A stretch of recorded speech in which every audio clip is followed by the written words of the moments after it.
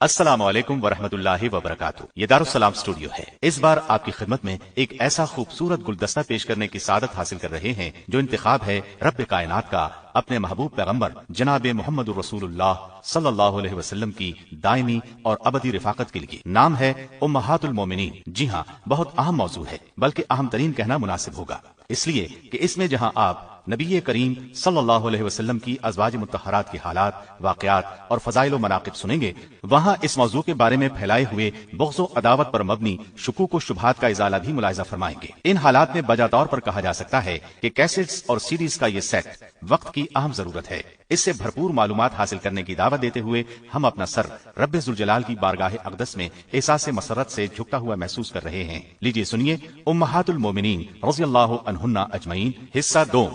اب ام المومنین سیدہ حفصہ رضی اللہ عنہا کا تذکرہ سنیں۔ آپ کے والد کا نام سیدنا عمر بن خطاب رضی اللہ عنہ اور والدہ کا نام زینب بنت مزعون تھا۔ آپ سیدنا عبداللہ بن عمر رضی اللہ عنہ کی بڑی اور حقیقی بہن تھی۔ اعلان نبوت سے 5 سال پہلے مکے میں پیدا ہوئی۔ جوان ہونے پر خنیس بن حذافہ سہمی رضی اللہ عنہ سے نکاح ہوا۔ دونوں بڑے اچھے طریقے سے زندگی بسر کرتے رہے۔ آپ اپنے ماں باپ کے ساتھ ہی اسلام لائیں۔ آپ کے پہلے شوہر خنیس رضی اللہ عنہ بھی مسلمان تھے۔ آپ نے اپنے شوہر کے ساتھ مدینے کی طرف ہجرت فرمائی۔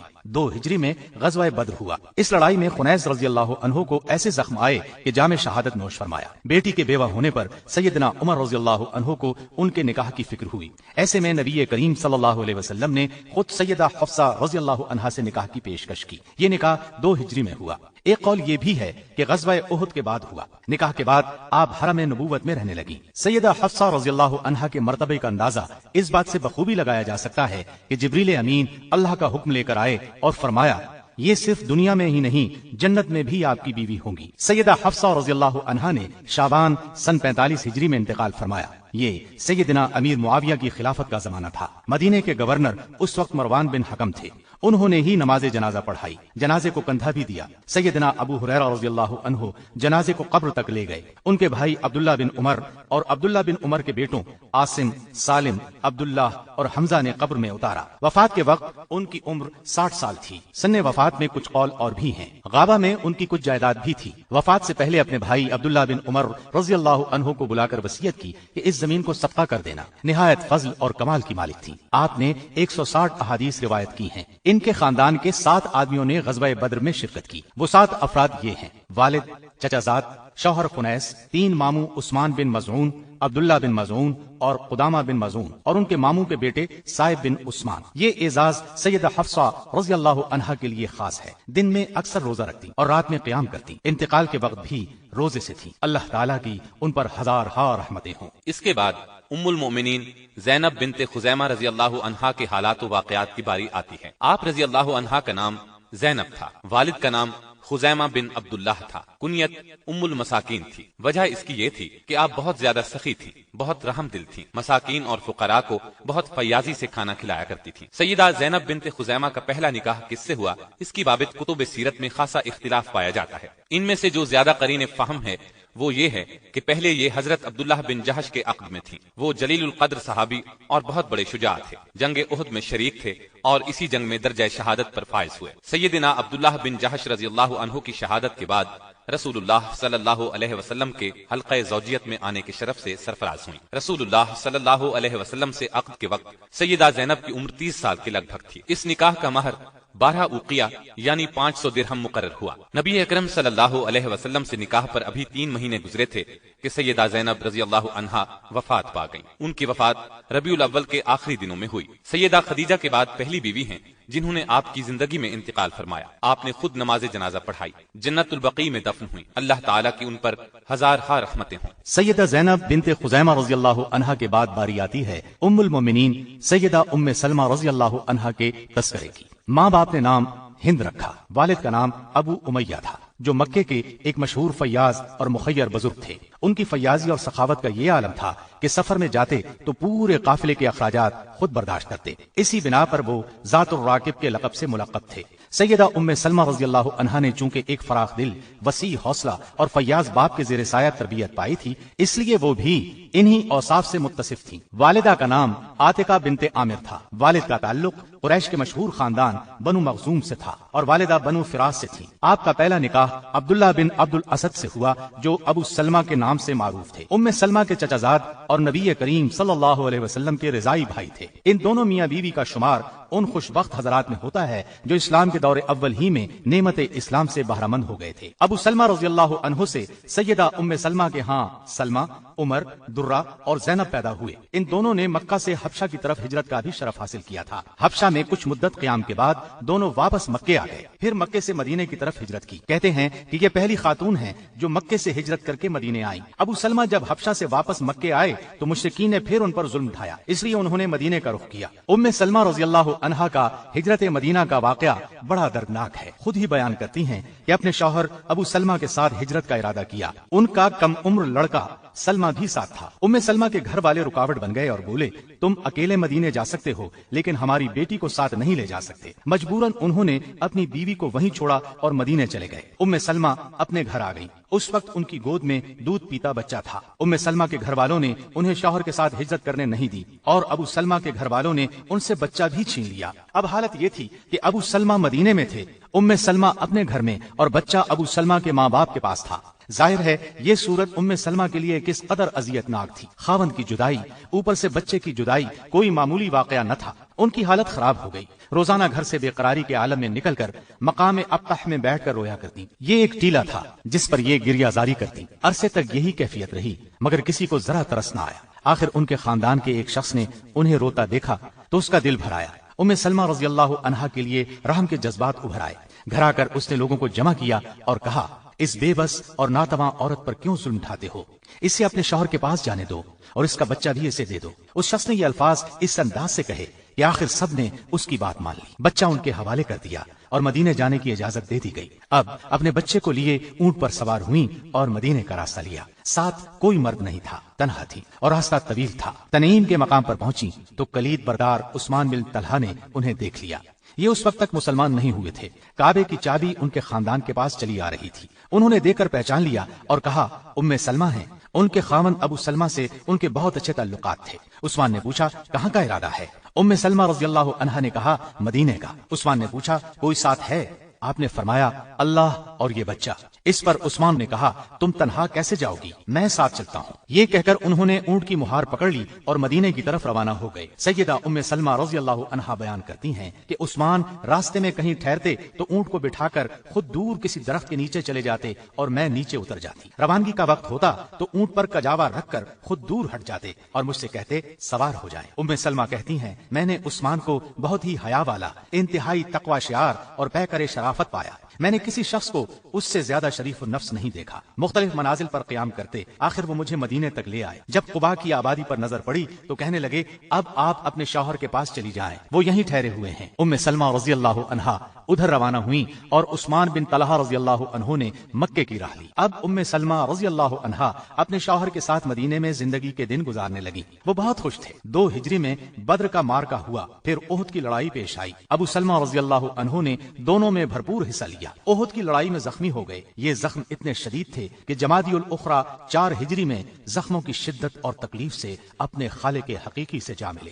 رسول اللہ صلی اللہ علیہ وسلم کو وفات کی خبر پہنچی تو تعزیت کے لیے تشریف لائے۔ گھر میں کوہرام بپا تھا۔ سیدہ ام سلمہ رضی اللہ عنہا انتہائی غمزدہ تھیں۔ ان کو تسلی دی اور صبر کی تلقین کی۔ وفات کے وقت سیدنا ابو سلمہ کی آنکھیں کھلی رہ گئی تھیں۔ آپ صلی اللہ علیہ وسلم نے اپنے دست مبارک سے ان کی آنکھیں بند کی۔ اس موقع پر آپ صلی اللہ علیہ وسلم نے فرمایا انسان کی روح جس وقت قبض کی جاتی ہے تو اس کی دونوں آنکھیں اس کو دیکھنے کے لیے کھلی رہ جاتی ہیں۔ اس کے بعد آپ صلی اللہ علیہ وسلم نے ان کی نماز جنازہ پڑھائی۔ مسلم کی روایت میں اس طرح ہے کہ ام سلمہ کہتی ہیں جب میں چیخی چلائی تو رسول اللہ صلی اللہ علیہ وسلم نے فرمایا کیا تم شیطان کو اس گھر میں داخل کرنا چاہتی ہو جس گھر سے اللہ نے اس کو نکال دیا ہے؟ آپ صلی اللہ علیہ وسلم کے ان الفاظ کے بعد میں نے منہ سے آواز نہیں نکالی۔ ابو سلمہ رضی اللہ عنہ کی وفات کے بعد جب عدت گزر گئی تو سیدنا ابو بکر صدیق رضی اللہ عنہ نے ام سلمہ رضی اللہ عنہا کو نکاح کا پیغام دیا،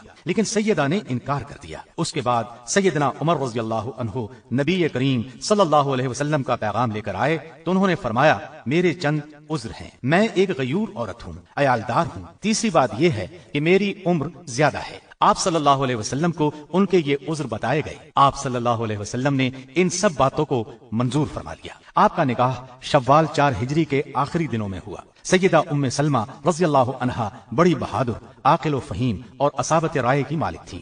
جب نبی کریم صلی اللہ علیہ وسلم گھر تشریف لاتے تو شرم و حیا کی وجہ سے اپنی لڑکی زینب کو گود میں بٹھا لیتی، لیکن پھر آہستہ آہستہ گھل مل گئیں۔ ام سلمہ رضی اللہ عنہا نبی کریم صلی اللہ علیہ وسلم کے آرام و آسائش کا بہت خیال رکھتی تھی۔ ان کے ایک غلام تھے، سفینہ نام تھا۔ آپ نے انہیں اس شرط پر آزاد کر دیا کہ جب تک رسول اللہ صلی اللہ علیہ وسلم زندہ ہیں ان کی خدمت کرتے رہو گے۔ سیدہ ام سلمہ رضی اللہ عنہا 4 ہجری میں حرم نبوی میں داخل ہوئی۔ اس کے بعد پوری زندگی نبی کریم صلی اللہ علیہ وسلم کے ساتھ رہی۔ صلح حدیبیہ کے موقع پر سیدہ ام سلمہ رسول اللہ صلی اللہ علیہ وسلم کے ساتھ تھی۔ صلح حدیبیہ کی شرائط مسلمانوں کو منظور نہ تھی، اس وجہ سے تمام مسلمان غمگین تھے۔ آپ صلی اللہ علیہ وسلم نے صحابہ کو 3 دفعہ قربانی کرنے کا حکم دیا، لیکن رنج اور غم کی وجہ سے کوئی صحابی قربانی کرنے کے لیے نہ اٹھا۔ آپ صلی اللہ علیہ وسلم یہ دیکھ کر غمگین ہوئے اور سیدہ ام سلمہ رضی اللہ عنہا کے خیمے میں تشریف لے گئے۔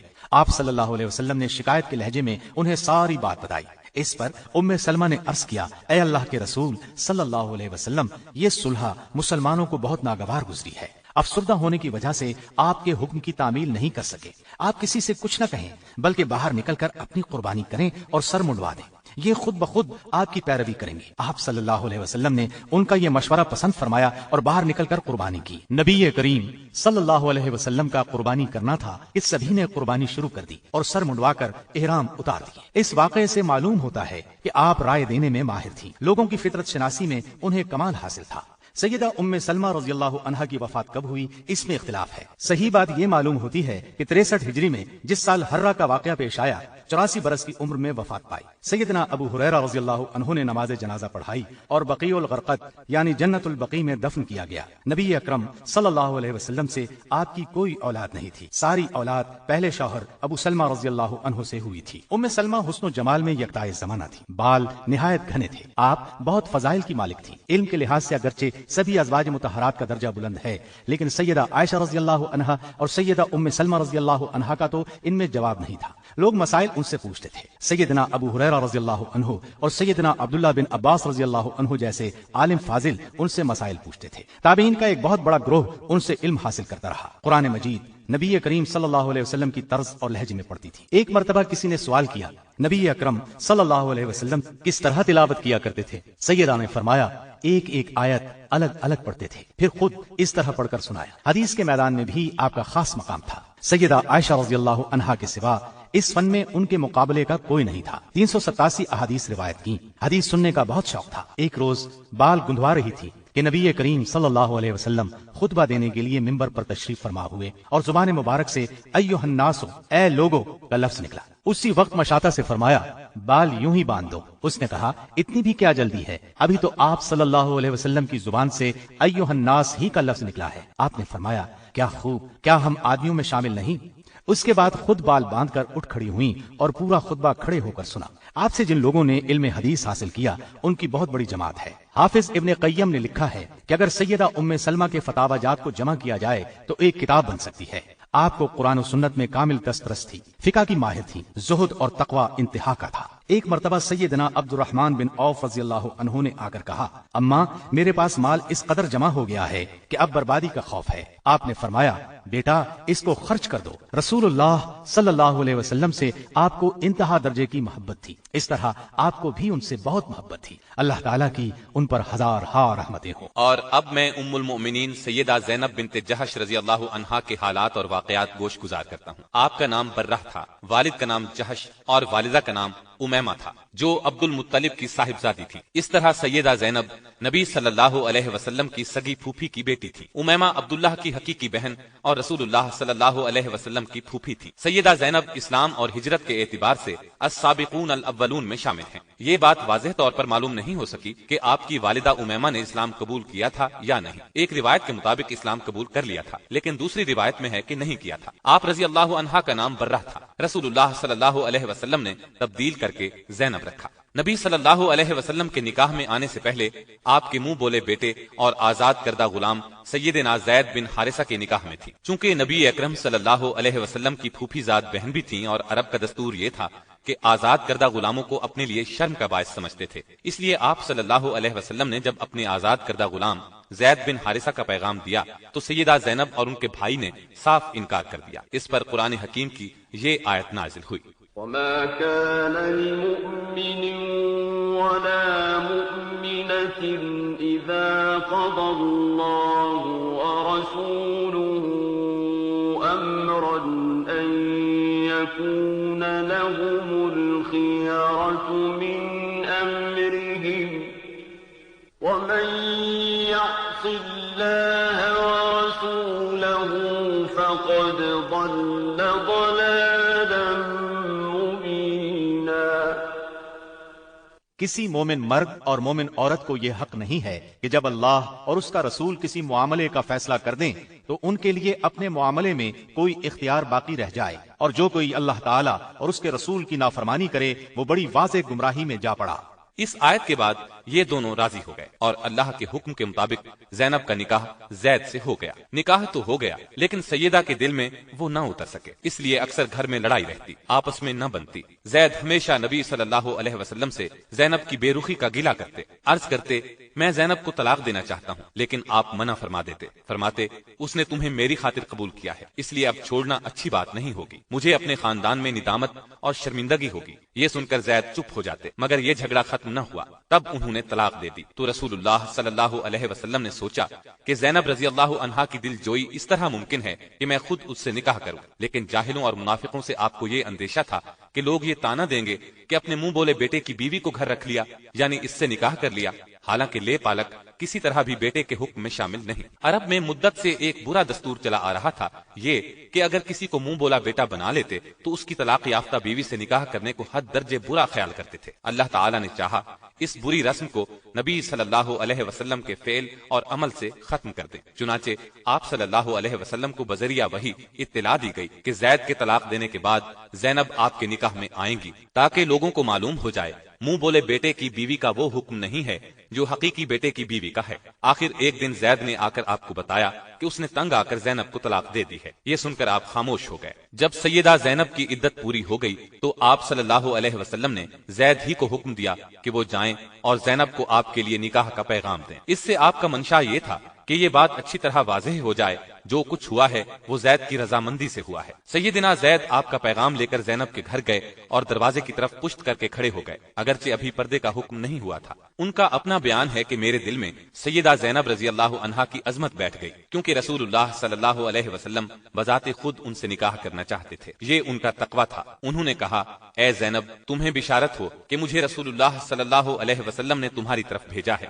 میں آپ صلی اللہ علیہ وسلم کی طرف سے نکاح کا پیغام لایا ہوں۔ اس پر زینب نے جواب دیا کہ میں اس وقت تک کچھ نہیں کہہ سکتی جب تک میں اپنے رب سے مشورہ نہ کر لوں، مطلب یہ تھا کہ استخارہ کر لوں، پھر بتاؤں گی۔ چنانچہ آپ رضی اللہ عنہا اسی وقت اٹھیں اور نماز کے لیے گھر میں جو جگہ بنا رکھی تھی وہاں جا کر استخارہ کیا۔ ادھر اللہ تعالیٰ نے وحی نازل فرمائی کہ ہم نے آپ کا نکاح آسمان پر کر دیا ہے۔ آپ صلی اللہ علیہ وسلم کے ذریعے یہ اطلاع سیدہ زینب رضی اللہ عنہا کو دی گئی۔ آپ نے اسی وقت سجدے میں گر کر اللہ کا شکر ادا کیا۔ اس اطلاع کے بعد آپ صلی اللہ علیہ وسلم ان کے گھر میں داخل ہو گئے اور فرمایا تمہارا نام کیا ہے؟ سیدہ نے فرمایا برہ ہے۔ آپ نے برہ کی بجائے زینب نام تجویز فرمایا۔ اس نکاح کا ہونا تھا کہ منافقین باتیں بنانے لگے، وہ تو ایسے موقعوں کی تاڑ میں رہتے تھے، چنانچہ کہنے لگے پیغمبر ایک طرف تو کہتے ہیں کہ بیٹوں کی بیویوں سے نکاح حرام ہے اور دوسری طرف خود اپنے بیٹے کی عورت سے نکاح کر لیا۔ حق تعالی شانہ نے ان بد باطنوں کے رد میں آیت خاتم النبیین نازل فرمائی۔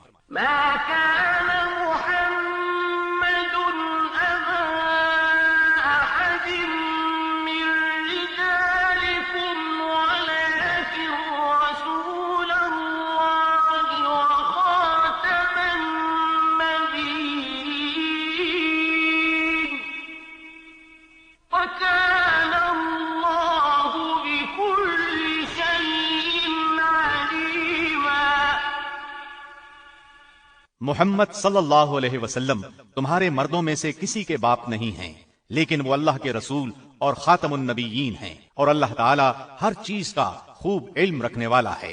اللہ تعالیٰ کی طرف سے اس وضاحت کے بعد ان منافقوں کے منہ بند ہو گئے۔ سیدہ رضی اللہ عنہا کا نکاح مدینے میں 3 ہجری میں ہوا، ایک روایت 4 ہجری کی بھی ہے، بعض حضرات نے 5 ہجری بھی لکھا ہے۔ نبی صلی اللہ علیہ وسلم نے نکاح کے بعد ولیمے کا بھی اہتمام کیا، چنانچہ سیدنا انس رضی اللہ عنہ فرماتے ہیں رسول اللہ صلی اللہ علیہ وسلم نے کسی بیوی کے ولیمے میں اس قدر اہتمام سے کام نہیں لیا جتنا سیدہ زینب کے ولیمے میں فرمایا۔ ایک بکری ذبح فرمائی، لوگوں کو دعوت ولیمہ دی، انہیں پیٹ بھر کر گوشت اور روٹی کھلائی، لوگ کھا کر چلے گئے، لیکن کچھ بیٹھے باتوں میں لگے رہے۔ آپ صلی اللہ علیہ وسلم نے زبان سے تو انہیں کچھ نہ فرمایا، لیکن وہاں سے اٹھ کھڑے ہوئے تاکہ وہ سمجھ جائیں، اور سیدہ عائشہ رضی اللہ عنہا کے حجرے میں تشریف لے گئے۔ انہوں نے آپ صلی اللہ علیہ وسلم کو مبارکباد دی، پھر تمام ازواج مطہرات کے حجروں میں تشریف لے گئے، سب کو سلام کیا، سب نے آپ کو مبارک دی، بالآخر وہ لوگ بھی اٹھ کر چلے گئے۔ ان کے اس قدر تاخیر سے جانے پر آیت حجاب نازل ہوئی۔ اس آیت کے نزول کے بعد آپ صلی اللہ علیہ وسلم نے دروازے پر پردہ لٹکا دیا اور لوگوں کو گھر کے اندر جانے کی ممانعت ہو گئی۔ سیدہ کے نکاح کی چند خصوصیات بھی سن لیں۔ جاہلیت کی یہ رسم کہ متبنہ حقیقی بیٹے کا حکم رکھتا ہے مٹ گئی، اسلامی مساوات کا شاندار اظہار ہوا، آزاد کردہ غلام اور آقا کا فرق ختم ہو گیا۔ اس نکاح میں پردے کا حکم نازل ہوا، نکاح کے لیے وحی آئی، یہ نکاح آسمانوں پر ہوا۔ سورہ احزاب کی آیت 37 سیدہ زینب رضی اللہ عنہا کے بارے میں نازل ہوئی۔ اس بنا پر سیدہ زینب دوسری بیویوں پر فخر کیا کرتی تھی کہ تمہارے نکاح تو تمہارے گھر والوں نے زمین پر کیے، جبکہ میرا نکاح میرے رب نے 7 آسمانوں سے اوپر کیا۔ صدیقہ کائنات سیدہ عائشہ صدیقہ رضی اللہ عنہا خود فرماتی ہیں کہ میں نے ان سے زیادہ کسی عورت کو دیندار اور اللہ سے ڈرنے والا اور سچ بولنے والا نہیں پایا، ان سے زیادہ صلہ رحمی کرنے والا اور صدقہ خیرات کرنے والا کسی کو نہیں پایا۔ وہ محنت کر کے صدقہ کرتی تھی تاکہ اللہ کا قرب حاصل ہو۔ آپ صلی اللہ علیہ وسلم بھی سیدہ زینب کی بہت خاطرداری فرماتے، ان کی صفات کا لحاظ فرماتے۔ ایک روز آپ صلی اللہ علیہ وسلم نے ارشاد فرمایا تھا کہ تم میں سے سب سے جلد مجھ سے وہ ملے گا جس کا ہاتھ تم میں سے سب سے لمبا ہوگا۔ آپ کا اشارہ سخاوت کی طرف تھا، لیکن ازواج مطہرات نے اس کے ظاہری معنی مراد لیے اور اپنے بازوؤں کو ناپنا شروع کر دیا۔ لیکن جب سب سے پہلے سیدہ زینب کا انتقال ہوا تب نبی صلی اللہ علیہ وسلم کے الفاظ کا مطلب ان کی سمجھ میں آیا، کیونکہ وہ اپنے ہاتھ سے کما کر خیرات کیا کرتی تھی، اپنا کفن بھی زندگی ہی میں تیار کر لیا تھا۔ آپ رضی اللہ عنہا کا انتقال 20 ہجری میں ہوا۔ اس وقت آپ رضی اللہ عنہا کی عمر 53 سال تھی۔ یہ سیدنا عمر فاروق رضی اللہ عنہ کی خلافت کا زمانہ تھا، اس لیے سیدنا عمر رضی اللہ عنہ نے نماز جنازہ پڑھائی۔ جنازے کے بعد ازواج مطہرات سے دریافت کیا کہ ان کی قبر میں تدفین کے لیے کون داخل ہوگا۔ انہوں نے جواب دیا، وہ لوگ جو زندگی میں ان کے پاس آتے تھے وہی قبر میں اتارے۔ چنانچہ سیدنا اسامہ بن زید، سیدنا محمد بن عبداللہ بن جہش اور عبداللہ بن ابی احمد بن جہش اور محمد بن طلحہ نے انہیں قبر میں اتارا۔ آپ رضی اللہ عنہا کو جنت البقیع میں دفن کیا گیا۔ نبی صلی اللہ علیہ وسلم کے ساتھ نکاح کے وقت ان کی عمر 35 سال تھی، 37 سال کی روایات بھی ملتی ہیں۔ آپ کے انتقال پر سیدہ عائشہ نے فرمایا، افسوس آج ایسی عورت گزر گئی جو پسندیدہ اوصاف والی، عبادت گزار اور یتیموں اور بیواؤں کا سہارا تھی۔ انتقال کے بعد آپ نے ایک مکان یادگار چھوڑا۔ آپ کے اس مکان کو خلیفہ ولید بن عبد الملک نے اپنے زمانہ حکومت میں 50,000 درہم میں خرید کر مسجد نبوی میں داخل کیا۔ آپ رضی اللہ عنہا نے بہت کم احادیث روایت کی، صرف 11 احادیث کتب میں ملتی ہیں۔ آپ میں تقوی غضب کا تھا، عبادت کا خاص شوق تھا، عبادت نہایت خشوع اور خضوع سے کرتی تھی، کثرت سے روزے رکھتی تھی، اپنے ہاتھ سے کماتی تھی اور جو کماتی تھی سب مساکین پر صدقہ کر دیتی تھی۔ سیدنا عمر فاروق نے جب پہلی مرتبہ سیدہ زینب کو وظیفہ بھیجا تو انہوں نے خیال کیا کہ یہ سب ازواج مطہرات کا ہے، اور فرمایا اللہ عمر کی مغفرت فرمائے، وہ خود ہی تمام امہات المومنین میں تقسیم کر دیتے۔ اس پر لوگوں نے بتایا یہ سب آپ کا ہے۔ سیدہ زینب نے فرمایا سبحان اللہ، پھر اپنے اور اس مال کے درمیان میں ایک کپڑے کا پردہ ڈال دیا، پھر مال لانے والوں کو فرمایا کہ اس کو یہاں ڈال دو اور اس پر ایک کپڑا ڈال دو، پھر فرمایا اب کپڑے کے نیچے ہاتھ ڈال کر جتنا ہاتھ میں آئے وہ لوگوں میں تقسیم کرتے جائیں۔ اس طرح کپڑے کے نیچے سے مٹھی بھر بھر کر مال لوگوں میں تقسیم کر دیا گیا۔ سیدہ عائشہ فرماتی ہیں کہ میں نے کوئی عورت زینب سے زیادہ دیندار، پرہیزگار، سچی اور سخی نہیں دیکھی۔ اللہ کی رضا حاصل کرنے کے لیے ہر دم سرگرم رہتی تھی۔ البتہ مزاج میں ذرا تیزی تھی، جس کی بنا پر انہیں جلد ندامت بھی ہوتی تھی۔ سیدہ عائشہ فرماتی ہیں جب سیدہ زینب کا انتقال ہوا تو مدینے کے فقراء اور مساکین میں ہلچل مچ گئی، کیونکہ ان کی ہمدرد، غم گسار اور ان کے لیے دونوں ہاتھوں سے بے دریغ مال لٹانے والی جو چل بسی تھی۔ اللہ تعالیٰ کی ان پر ہزار ہا رحمتیں ہوں۔